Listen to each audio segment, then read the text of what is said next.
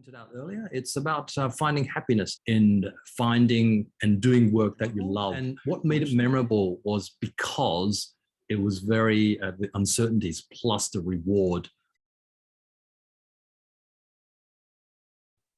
Hello, everyone. Welcome to my channel. I'm Agnes, professional corporate trainer and strength coach. In my video today, I have a very special guest in this series of happiness transformation. A lot of time, transformation need to have the courage to change. Then you can transform to another state of life. And this guest will share a lot about his story, how he changed from his corporate world, a very experienced HR and also engineer at training, and changed to a freelance as a corporate trainer. A very humble guy, fun-loving guy. And this gentleman has a very shining background in Toastmaster. By the way, I met him through Toastmasters public speaking community.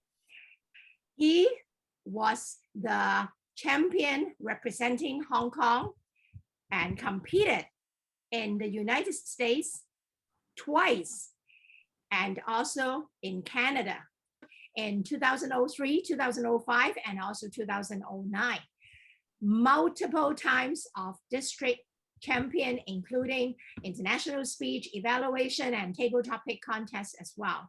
Now he is a communication and leadership trainer, corporate business writing, creative writing, and also public speaking coach.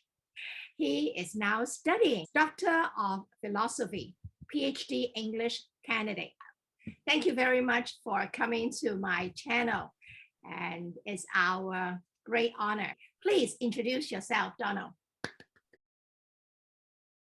Thank you so much, Agnes, and indeed the honor is all mine, and thank you so much for inviting me to take part in your program. And it's about happiness, and I guess the greatest symbol of happiness that I can find is yourself, Agnes. You are the ambassador of happiness itself.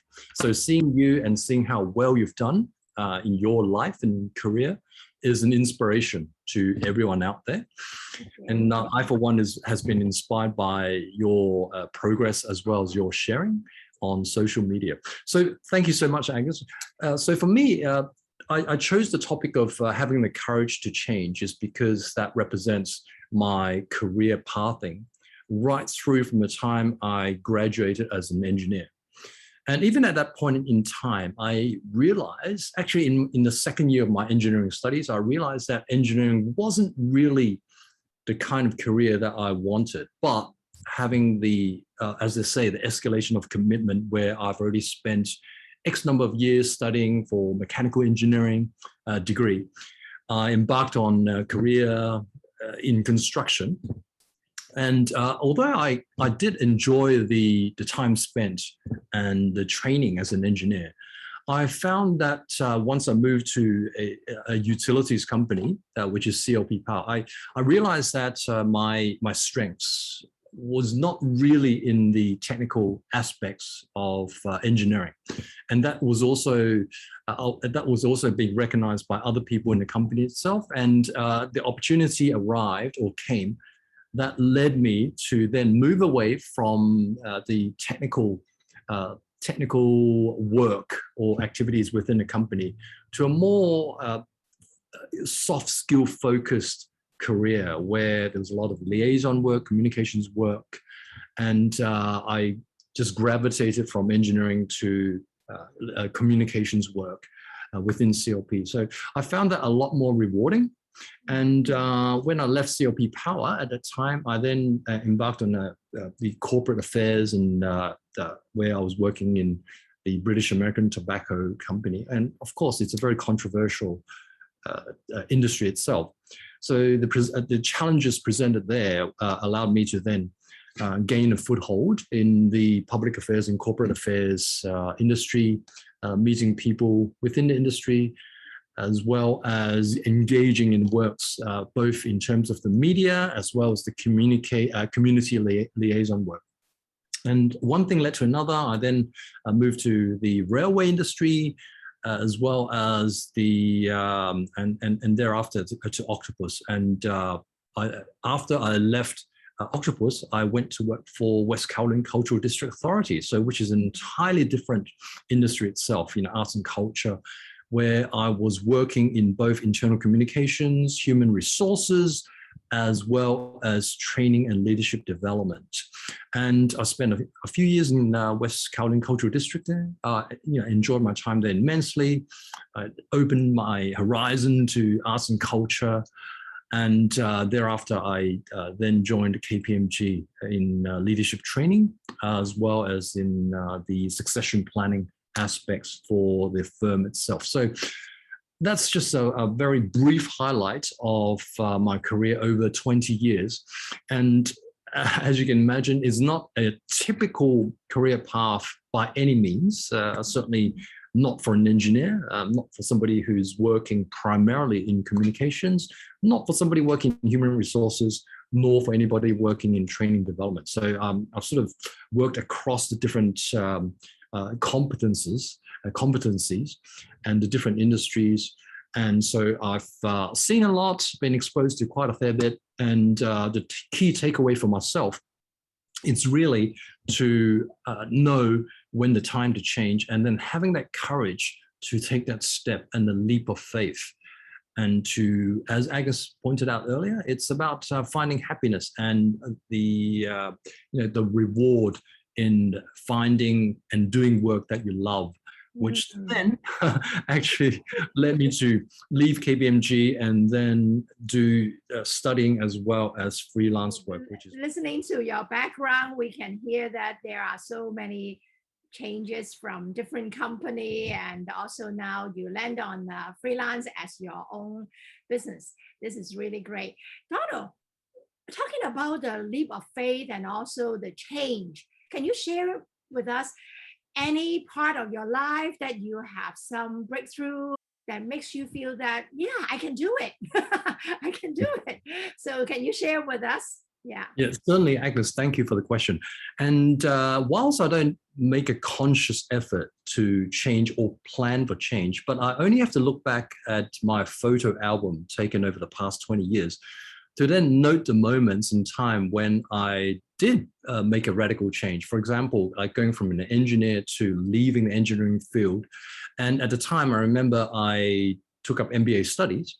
And that sort of allowed me to have the courage to look at, or gain exposure to something that's outside engineering. So that I then took a leap of faith and left engineering, the engineering field. And even to individual moments where I would see myself performing on stage, being a very introverted person, to, dancing and singing, dressing up for an annual dinner when I was performing for one of the teams as part of the British American Tobacco annual dinner. And that was a breakthrough for me in itself. And also even for recreational activities like playing snooker. And even though I have never played snooker before in my entire life, I made a total fool out of myself in front of my colleagues and my bosses. But that's the kind of, I guess, the mentality where I don't mind failing at first, whilst taking that leap of faith, understanding that whilst I've never done something before, but still be willing to, give it a try. And also I saw a moment when I took that photo with a tiger. That was quite scary because it's a huge animal, and it's been known to be very fierce. But even though I love animals, but it was still a very scary experience taking that photo and putting my hand on a tiger to take that photo. So once again, that sort of represented, I guess, when I look back, it was really the kind of mentality that I held where I was willing to listen to my inner self and listen to my heart and understand that sometimes, we have to have the courage to change whilst not being bolted down because of the escalation of commitment, X number of years studying for a degree, so therefore I have to be an engineer, and just leaving that perspective and having the courage to change and willing to go through the obstacles and challenge to learn from the very basics and just trying to make it a very rewarding experience as a whole. Thank you very much for your sharing. This is great. Yeah. And we all know Donald love animals. So I did not know that you even love, is it tiger? Was it a tiger? Yeah, it was It a was tiger. a tiger. Wow. From the picture, I really cannot believe myself touching a tiger. So now I know why you love all the pets. When in social media, I can see you care and also love pets, all these associations. Thank you very much, Donald, for this part. Thank you so much, Agnes. Thank you. So, how many years have you been in corporate, Donald? Around about 25 years. Wow. Probably over 25 years. Wow, it's leaving your comfort zone, correct? Absolutely. I'm sure it's not easy. I like to hear how you overcome those kind of hurdles that you have to face and to assess yourself. Is it the right path? Is it okay to change all these kind of things? Yes. Yeah.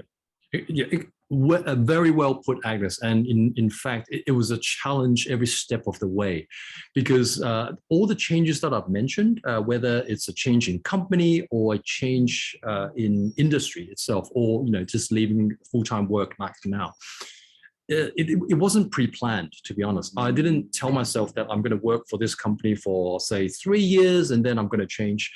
Every single change that happened along my career path came because of a lot of different factors at that time, be it internal factors or external factors itself. So opportunities present itself. I felt that maybe I wasn't as happy as I thought I'd be, and I didn't sort of see a particular career path maybe for one particular company, and that sort of one thing led to another, and that sort of led to the change itself. But like you said, Agnes, every single change involved trying to gain a foothold or to establish myself, be it my reputation or credibility, in a new industry. And that's the biggest challenge for me for every single change that I found myself involved with. So it's people like working with people who've been in the same industry for over 20 years, and I'm kind of like a newbie, not as a graduate, but as somebody who has previous working experience over X number of years, but now moving across to a different industry. And that's where I have to start learning the ropes and learning from the basics, and then trying to be as agile as I possibly could, as well as dealing with the other, internal and external factors in the job itself. So as well as, trying to establish myself, adding value to the company. So it was a challenge every step of the way. And I just tell myself that is a challenge. Yeah, I took every single opportunity as being something that was a chance to not just prove myself, but to also establish myself because of the people who trusted me and my ability to be able to add value to the organization or to the line of work that I found myself in. So I didn't want to let anybody down, including myself. So every single step of the way, it's been a challenge, learning from the basics all the way up, and then dealing with a lot of obstacles, like you said, hurdles. So it's a lot of fun, retrospectively looking back. But when I was in the midst of it, it was quite scary. Yes. So because of your experience, I don't feel there is any problem of making this big change, because you have a lot of very trusted friends that will always believe in you, and perhaps there are some referral or some kind of work that it will present to you. I really forget to congratulate you for this new change. And I can see this is a very, very special time for you to shine in another path of your career as well. So is there any kind of very memorable moment that you can share? Probably, I guess since last October. So we're looking at about 10 months from the time I left my full-time job. And memorable, yeah, it was indeed very memorable. I remember the first day I was working as a or the first day I've left like a full-time job. Because the thing is, I have never had a career break in between. It was always, I didn't, not even for like a week. So across my 25 years in my corporate life or corporate career, it was always one job after the other and without any breaks in between, not even days. And then suddenly, last October, I found that I'm like a free man, basically. And I remember going into a shopping mall and realized that I'm not bound by any like an employment contract, and I felt this burden lifted off my shoulder. But at the same time, like you said, Agnes, there's certain risk involved, as well as, I'm thinking, what am I going to do? What if nobody, what if I'll be studying, but at the same time, I still want to work as a freelancer. And I was thinking, what if I don't get any jobs? What's going to happen? Or if all my life savings run out, I have to go and borrow money from Agnes, who's in Canada. So I'm thinking it was quite daunting. Yeah, it was very rewarding, just sitting there and knowing that whilst other people are working and all my ex-colleagues are working, I'm just having like a morning tea or a late breakfast or brunch. But there's always the threat and all these uncertainties that linger in the back of my mind. And so it was indeed very memorable. And what made it memorable was because it was very the uncertainties plus the reward of finally like being free from the corporate world. I totally understand how you feel. Yes, it's like one side, it's very clear that you can enjoy your cup of tea, you have the freedom.